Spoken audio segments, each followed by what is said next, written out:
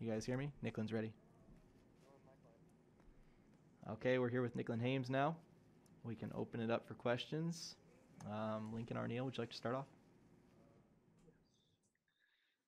Nicklin, this is an unusual tournament. How you guys had last week off? How are you feeling headed into next week, not knowing who you're going to play as you go into the tournament? Yeah, I think we're just super excited that we even get to have a tournament because I know at the beginning of this year and obviously in the fall it got canceled. So we're just excited that we get the chance to play in a tournament and that the fact that it's in Omaha, we're super excited. And having last week off, it was nice, especially after, we've been going since probably August. And so it was nice to have a little time off, but still work out, come in the gym every other day. But it was nice to have a week off, and I think it really made us excited about this week of practice and then going into the tournament. What's the challenges that you face having such a long layoff? I mean, you had kind of a couple-week break earlier this season. What are the challenges now that you're going to the postseason of having essentially almost 2.5 weeks off between matches? Yeah, it's hard when you don't play a match for a while. It's just a different feeling than practice, different emotions, different stressors.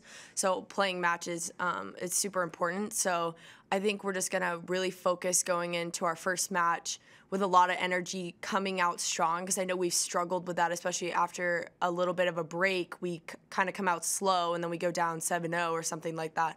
So just trying to come out strong for whoever we play, especially that first match since we haven't played in a while.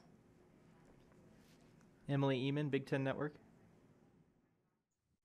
Hey, Nicklin. Just wondering over the last year and a half, obviously there's been a lot of changes, the start stops and stuff. How do you think your relationship with your more veteran hitters, so like Lauren, Lexie, all of them, how do you think your relationship with them has kind of evolved? Yeah, I think it's become a connection and a relationship where we can kind of just have a lot of open-ended conversations about what they need from me, and I think that's super beneficial that they can just tell me on the spot, like, hey, I need this. To have that relationship, I don't know, it's special because, a lot of times when you're so close as teammates, it's hard sometimes to have those hard conversations. And so being able to have that relationship with them is super important. And I think now that we've played together for a while, we kind of know how each other works, and I know what kind of ball they need. So especially with so much time off and such a start and stop season, it's been very important that we can still keep that connection. Brent Wagner. Yeah, does it feel like this season has gone really fast, or does it feel like this season has gone slow? I would say it's kind of felt like it's gone fast. I don't know. I feel like maybe because we played back-to-back same teams a lot, it just felt a lot faster. But I would say like the beginning part before we started playing, that kind of felt slow because we really didn't know what was going to happen. But once we started, it's felt really fast. How does this work for your family with the one-site tournament with your sister? Yeah, so my sister's actually in our bracket.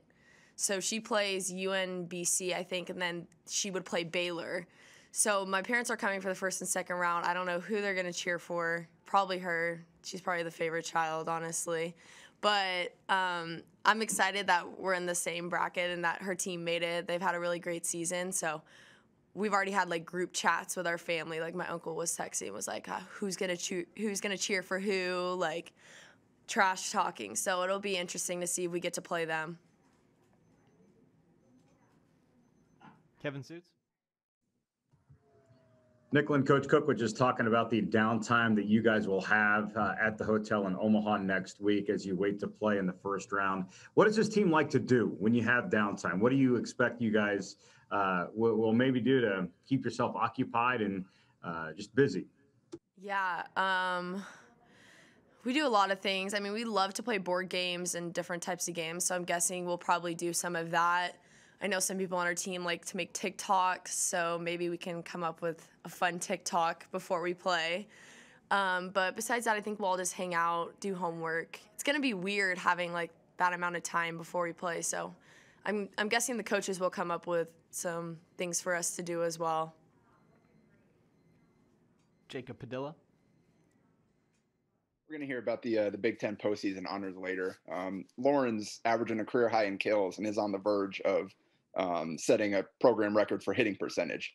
How has she been able to step up her game such a huge way after being as good as she was last year too? Yeah, it's insane how she just gets better and better every year. And even though she had a great year last year, she's doing even better this year. She just works so hard. And I think Tyler has had a lot to do with that. He's brought a lot of different aspects to the game for us this year, and I think he's helped her a lot. And, you know, she's one of those players that she always wants the ball, and you can kind of just put it up anywhere and she can do something with it, which I think is really special about her is, you know, I know when I set her that she's going to get a kill, and I trust her in those big moments, and she loves to be in those big moments. And I think that's why she's had so much success doing what she's doing, because she lives for those big moments. She lives for getting those kills, and she's so fun to play with, and I'm super excited for her that she's having a record season, but I didn't expect anything less from her. Lincoln Arneal. Most important question: what board games are you playing? What kind of board games does the team play? Yeah, so we play a bunch of different games. I mean, not as many board games, but we play like catchphrase, you know, like with the little circle thing, you have to like describe we play that. We've done charades, card games, you name it, we did it. And it's so funny because everyone is so competitive that it's a great time, and it's honestly just fun just to be there and watch everyone interact and get super competitive, get in each other's face. But definitely going to have to bring some of those games to the tournament, so we have something to do. The other thing, I mean, it seems like Lexie on the outside has taken more of a role of kind of, I mean, you usually set her when you're out of system, but she's really taking ownership of that go-to person when you need a kill. What development have you seen from her this year as an outside hitter? Yeah, this year she's hitting so many different shots, and I think that goes to Tyler too. He's been great. Just, you know, we're able to manage. We're being super creative, and I think that's helped her a lot. And, you know, when my freshman year, Michaela was the go-to, and Lexie was the other outside, and I think she learned a lot from Michaela. I know we all did, of just being that go-to person. And like I said about Lauren, Lexie's the same way. She wants that ball in big times, and I think she's really adapted to having that pressure on her, and she wants to be that person who takes those big swings and gets the balls in crucial moments. All right, that's all for today. Thank you, everybody. Thank you.